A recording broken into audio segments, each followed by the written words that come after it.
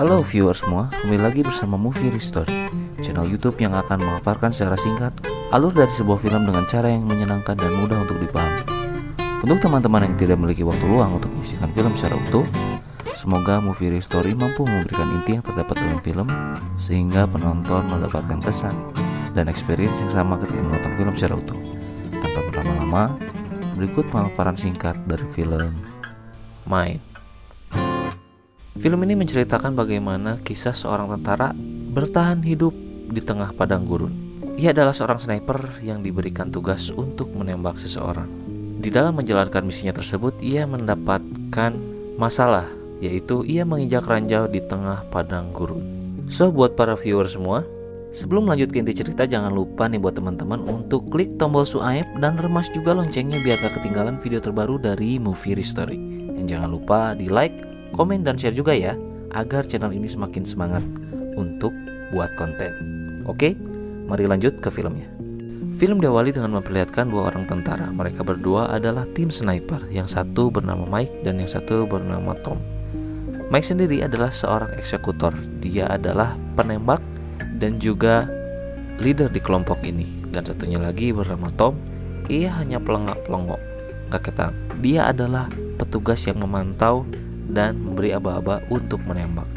Mereka diperintahkan untuk menembak seorang bandar ciu terbesar di kota tersebut bernama Elvis. Si Mike pun sudah mengunci sasaran, guys. Ia sudah menargetkan si Elvis dan siap untuk menembak. Tetapi ketika hendak ingin menembak, si Mike pun menjadi mikir kembali, karena si Mike tidak tega melihat si Elvis harus tewas ketika menyaksikan pernikahan anaknya.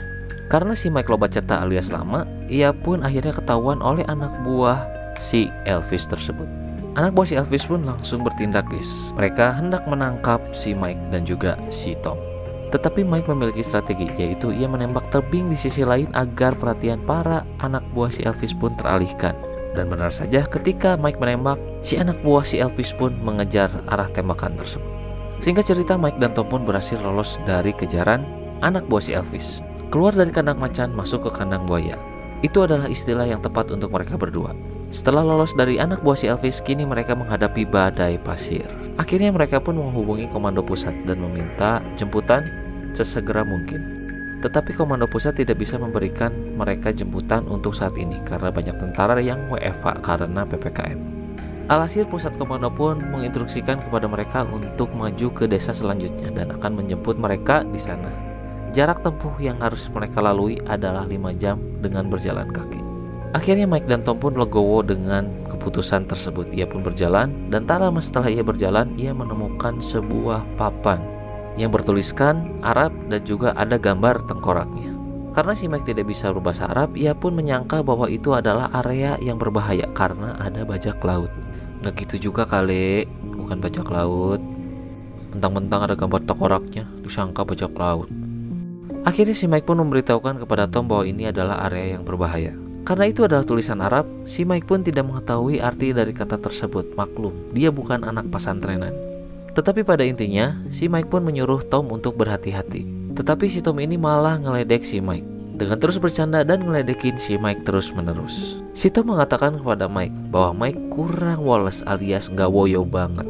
Tak lama setelah si Tom ngeledek si Mike pun mendapat karmanya, guys. Dia ngejelegur alias dia meledak karena menginjak ranjau. Gak woyo, rasakan kau injak ranjau. Si Mike pun menjadi kaget dan dia pun berusaha untuk menghampiri Tom. Tetapi nasib sial menimpa si Mike. Si Mike pun menginjak ranjau, guys. Mike pun tidak bisa melakukan banyak hal karena jika ia mengangkat kakinya, ranjau itu pun akan meletus, yang akan mengakibatkan dar, dan hatiku sangat kacau. Akhirnya si Mike pun hanya bisa menginstruksikan kepada si Tom untuk menggunakan morfin agar ia tidak terlalu merasakan kesakitan. Setelah Tom menyuntikkan morfin, si Mike pun menyuruh Tom agar mengambil tasnya dan menghubungi markas komando untuk meminta evakuasi. Si Tom ini bukannya ngebantuin si Mike untuk mengambil tas, ia malah menembak dirinya sendiri, guys, karena ia sudah tidak tahan menahan rasa sakit yang ia terima. Akhirnya si Tom pun koit dan Mike pun merasa kesal kepada Tom karena malah melakukan aksi bunuh diri. Kini Mike menjadi sebatang kara dengan kondisi ia menginjak ranjau juga. Repot dah kondisinya, gak bisa kemana-mana di tengah padang gurun. Akhirnya si Mike pun berusaha sendiri untuk mengambil tas tersebut. Ia menggunakan kampak yang sudah ia talikan. Setelah beberapa kali mencoba, akhirnya si Mike pun berhasil meraih tas si Tommy tersebut. Dan si Mike pun langsung mengambil radio untuk menghubungi markas pusat. Tetapi radio tersebut lowbat guys. Dan ternyata baterai cadangannya ada di dalam saku baju si Tom. Tetapi untungnya si Mike membawa powerbank merek Vivo yang dicas menggunakan tenaga matahari.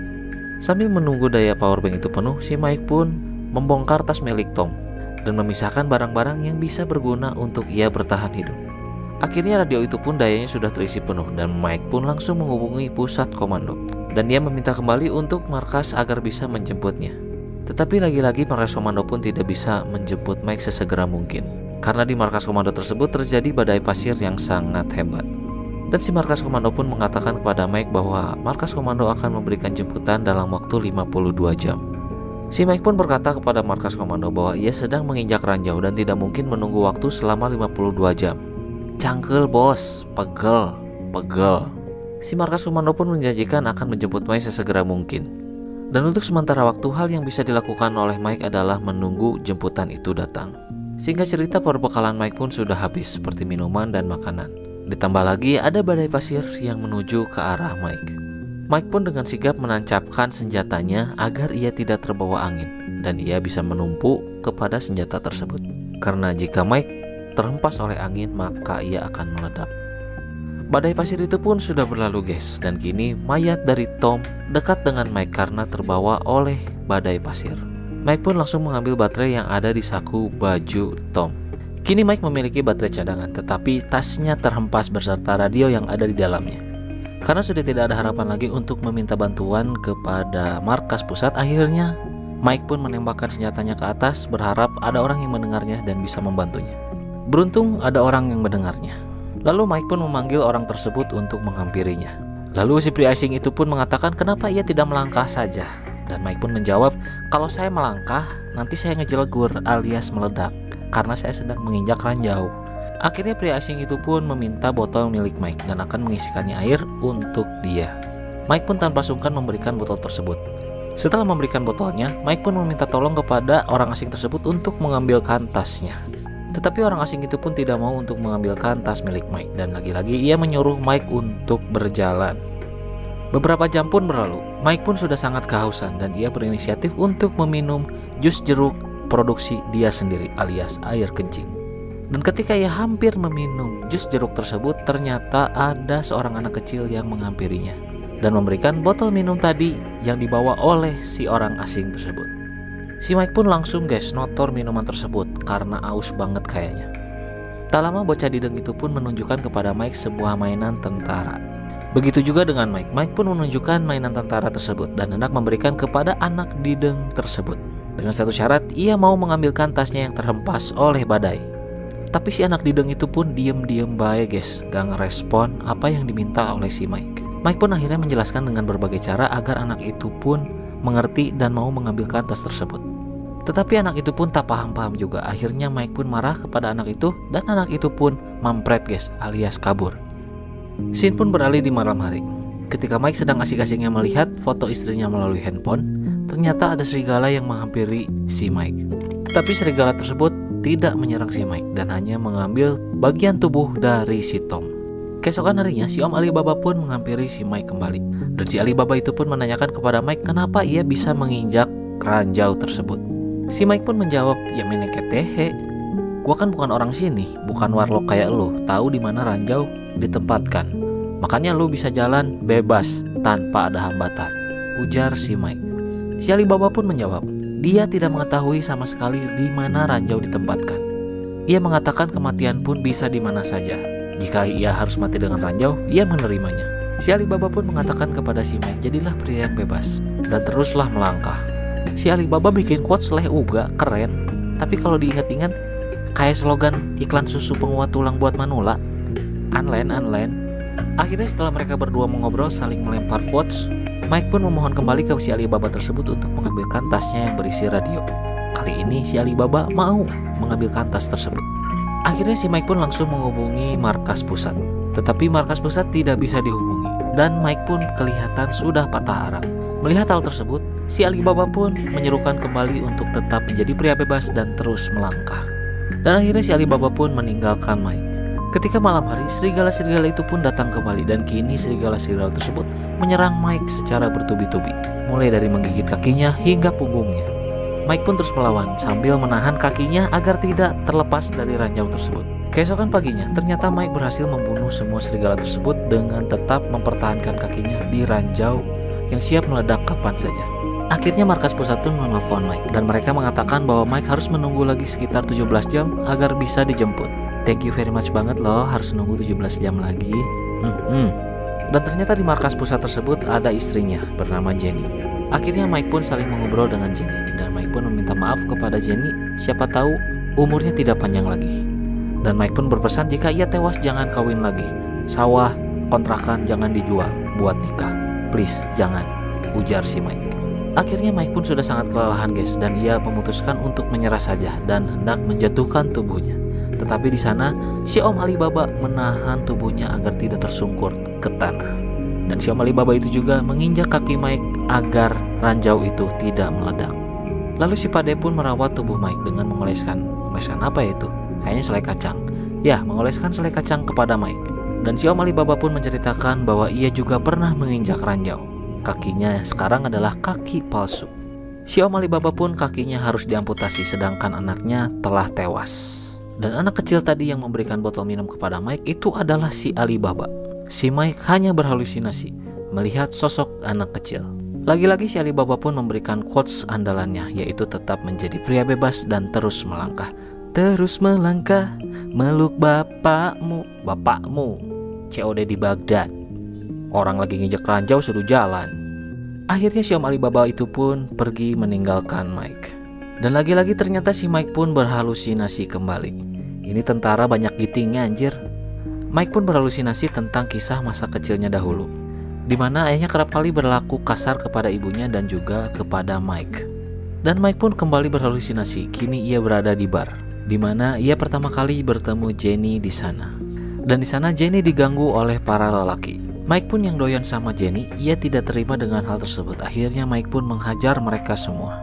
Dan tak berapa lama akhirnya Mike pun diberitahu oleh Tom yang merupakan imajinasinya memberitahukan bahwa evakuasi telah tiba. Tetapi kali ini Mike menyadari bahwa itu adalah semua hanya halusinasi ia saja. Dan tak berapa lama akhirnya ada seseorang yang menembak perut Mike. Mereka adalah anak buah si Bandar Ciu. Ternyata mereka berhasil melacak keberadaan Mike. Akhirnya Mike pun mencoba untuk menembak beberapa ranjau dengan tujuan agar anak buah si Bandar Ciu itu pun tidak bisa melihat keberadaan Mike. Setelah pasir itu mengepul ke langit, akhirnya si Mike pun mengeluarkan senjata laras panjangnya untuk menembak para anak buah si Bandar Ciu tersebut. Dan bam, bam, bam. Dan mereka semua tumbang dari bidikan seorang sniper profesional yaitu Babang Mike. BTW guys, orang yang menjadi target Mike adalah bukan Bandar Ciu. Saya juga nggak tahu dia bandar apaan atau melakukan kejahatan apa, karena di film ini tidak diceritakan. Ia hanya ditugaskan untuk menembak orang tersebut. Setelah mengalahkan anak buah si Bandar Ciu, akhirnya ia pun berhalusinasi kembali dan kini ayahnya datang kepadanya, memberitahukan kepada Mike agar Mike melanjutkan hidupnya dan kembali ke keluarganya. Dan akhirnya Mike pun tersadar dan dia pun memutuskan untuk melangkah maju. Dan ternyata ranjau itu tidak meledak guys. Seketika itu juga Mike pun langsung tersungkur karena dia sudah merasa lelah dan juga ia merasa sangat lepas karena ia berhasil terbebas dari jebakan ranjau. Akhirnya Mike pun memutuskan untuk memeriksa ranjau tersebut dan ternyata itu bukan ranjau guys, hanya kaleng doang, kaleng susu kayaknya. Buset dah, sia-sia gua nge-review film, bukan ranjau ternyata cuman kaleng. Bener-bener dah. Di dalam kaleng susu tersebut ternyata ada mainan tentara-tentaraan yang diduga itu adalah milik dari si anak Alibaba.